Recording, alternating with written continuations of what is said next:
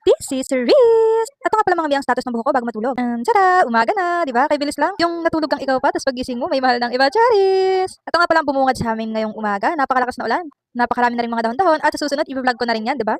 Sipagsibagan para lamang sa vlog. Pang third vlog na rin pala natin to, mga kaisla. So ayan, magkakape muna ako. At literal na bagong gising lang din ako dyan. Coffee ko brown lang din ulit walang iinumin ko. Yan yung sobra na tinimpla ko kahapon eh. So kung napapansin nyo, ang aking vlog ay hindi gaya ng iba na I wake up like this, Charis! Wala, ayaw ko lang na-set up yung camera sa gilid tapos magkukunwari akong bagong gising lang, di ba? By the way, wala naman akong lakad o ganap ngayon. Wala, gusto ko lang i-vlog ang aking daily life. Cheers! Alam mo na, may naghihintay ng update natin sa buhay. Yung mga taong wala namang ibang ginawa, kundi bantayan na lang ang buhay natin, di ba? Yung mga taong hihintayin kang bumagsak, naghihintay ng issue. O ayan, di ko na kayo papahirapan. Wala na pala akong pang-agahan dyan. Wala, di ako nakabili ng palaman at naubos na rin yung paninda kong tinapay eh. Hilamos lang ako. Tara! O, di ba? Matubig-tubig pa eh, no? Basang-basa pa ang mukha. Wala, gusto ko lang maghilamos kasi medyo nalalagitan na ako sa mukha ko. After na ito mga mi, papakainin ko muna ang aking pets, ang aking pom-pom at ang aking cat. At napakaswerte nila at meron pa talaga silang lechong manok. Para natutuwa naman akong pakainin sila kasi nauubos nila yung mga pagkain na naibibigay ko. Gawa nga ng merong chinken. Mas expensive pa sila kaysa sa akin eh, no? O, di ba? Tapos kailangan ko pa yung himay-himayin. Lalo na sa pom-pom ko, naku po, malaki ang ginastos ko dyan. So today, dog food ang ibibigay ko sa kanila kasi hindi ko alam kung anong trip ng aso at pusa ko na to na kapag ako'y nagpapakain, pag aso, gusto cat food, pag pusa, gusto dog food. So, ang gagawin ko, dog food na lang muna ipapakain ko, tapos mamaya cat food na naman. Di ba? Halos wala rin namang pinagkaiba. So, ayan na yung pagkain nila. Kailangan ko pa talagang haluin yan para naman pati ang dog food ay maubos nila. Sayang naman kasi di ba yung mga pinaghirapan natin, tapos di lang mauubos. At nga pala si Black, yung nabili ko sa Phase 4 na pusa, malaki na siya nung nabili ko. Pero kahit yun, ay napakabait. At naman ang aking pom-pom na si Talia. Na kay kulit-kulit.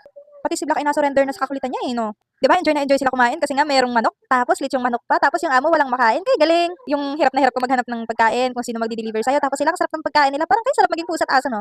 Aray ako, nakakulong ako palagi. Pero itong si Black naman, ipapakawalan ko rin naman. Sinasanay ko lang siya na ito ang bahay niya para kapag pinakawalan ko ay hindi tumakas. So ito nga pala yung situation po nilang dalawa. Nasa iisang cage lang yan, pero buti naman at hindi nag-aaway. Ano? Pero minsan talaga napipikon na itong aking pusa sa kakulitan ng aking pompom. Pagpasensyahan nyo na ang kanilang pupuan ha. Huwag perfectionist. Lilinisan ko rin naman yun maya mima. Pinapauna ko lang silang kumain para sa ganun ibusog sila. Pagpasensyahan nyo na rin ang pagkainan ng aking pusa at hindi pa dumarating ang aking order. So ito na nga mga mi, tatanggalin na natin ang ating tirintas na kagabi pa naman talaga natin itinali. So gusto ko lang na magkulot-kulot yung buhok ko. Alam nyo na, Pinoy. Kapag straight ang buhok, gustong magpakulot. Pag kulot ang buhok, gustong magpa-straight. O di ba kagaling? Marami naman akong sanreo dito sa bahay, kaya okay lang na magwaldas ako ng sanreo. Sa susunod na vlog ko pala, gusto kong ipakita kung paano ko itinirintas ang aking buhok. Yung mas marami ha, hindi yung ganito, pero alam ko naman na basic lang naman gawin to. Pero yung iba, nagtataka kung paano ko nga daw ginagawa. Kasi gaya ng sabi ko, wala namang ibang nag-iipit sa akin kundi ako lang. From 1, 8, at more na tirintas na naman. Pero uunahan ko na kaagad kayo, napaka-time consuming yung maramihan.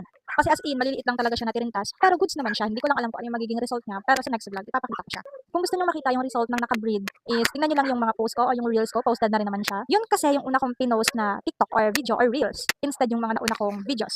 Kasi I really love the result. Pero hindi ko pa nakikita kung ano yung itsura niya after ko siyang matanggal yung tali. Dito naman sa 8 na tirintas is hindi siya ganun ka-curly, kumbaga kasi syempre medyo malalaki.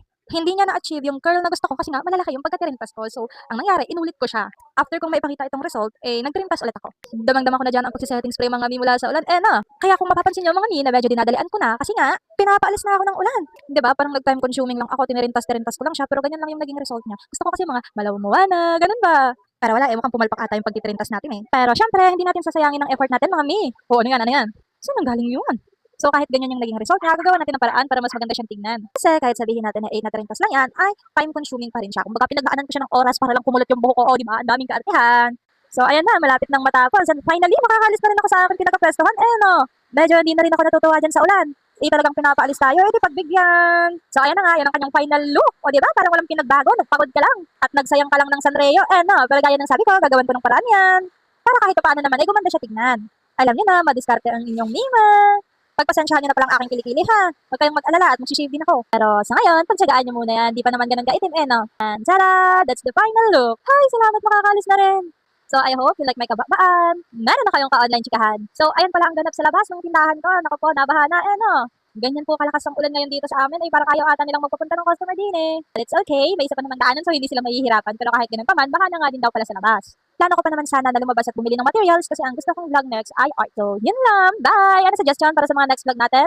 At i-try natin topic yan. So yun lang, pati sa labas ng pinto ko, bahala na. Dito din nakalabas ang aking mga cats. So final bye-bye! See you sa next vlog ko. Ingat!